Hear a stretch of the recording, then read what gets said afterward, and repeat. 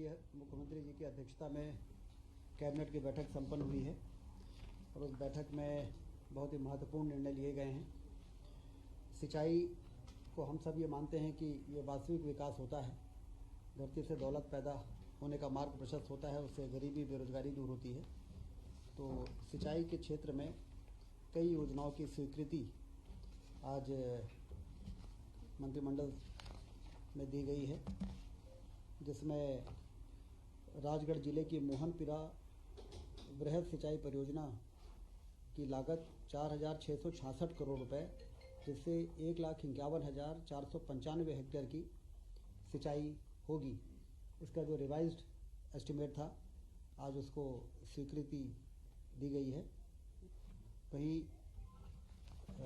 सीधी, रीवा और मऊगंज जिला और सिंगरौली जिले में लगभग 1,20,000 हेक्टेयर 1,20,000 हेक्टेयर में सिंचाई का रकबा बढ़ सके, क्षेत्रफल बढ़ सके, इसके लिए 4,167 करोड़ रुपए की मंजूरी आज कैबिनेट ने दी है। एक बहुत बड़ी निर्णय आज हुआ है, जिसमें 663 गांवों को सिंचाई की सुविधा प्राप्त होगी और वो 4 जिलों को कवर करेगी, रीवा, मऊगंज, सीधी और सिंगरौली। एक महत्वपूर्ण निर्णय हुआ है। सिवनी और बालाघाट जिले की संजय सरोवर परियोजना के नहरों के विस्तारीकरण, नवीनीकरण, आधुनिकीकरण प्रस्ताव की स्वीकृति हुई है 332 करोड़ रुपए, और इसमें 11,450 हेक्टेयर अतिरिक्त एरिया में सिंचाई का लाभ सिवनी और बालाघाट जिले के किसानों को मिलेगा।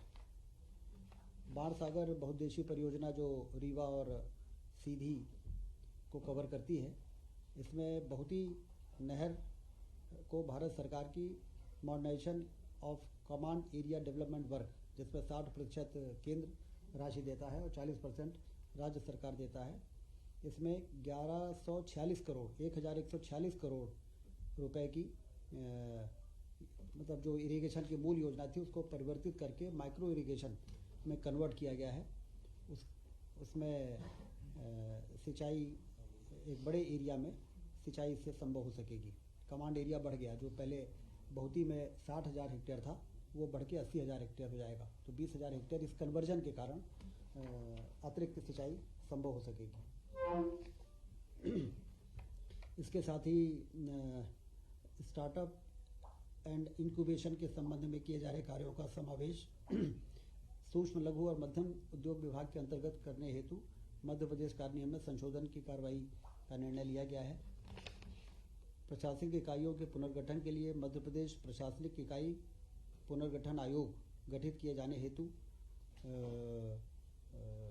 आयोग का गठन होगा। आयोग की टर्म्स ऑफ रेफरेंस, आयोग का स्वरूप, इन सब चीज़ों के लिए आयोग के गठन की स्वीकृति मिली है, जिससे और ज़्यादा बेहतर प्रशासनिक नियंत्रण पूरे प्रदेश में सुनिश्चित हो सकेगा। अनुसूचित जाति कल्याण विभाग के अंतर्गत अनुदान प्राप्त अशासकीय संस्थाओं के शिक्षक और कर्मचारियों को 1 जनवरी 2006 से 6वें वेतनमान का लाभ देने एवं 53.74 करोड़ के अनुमानित व्यय का अनुमोदन किया गया है।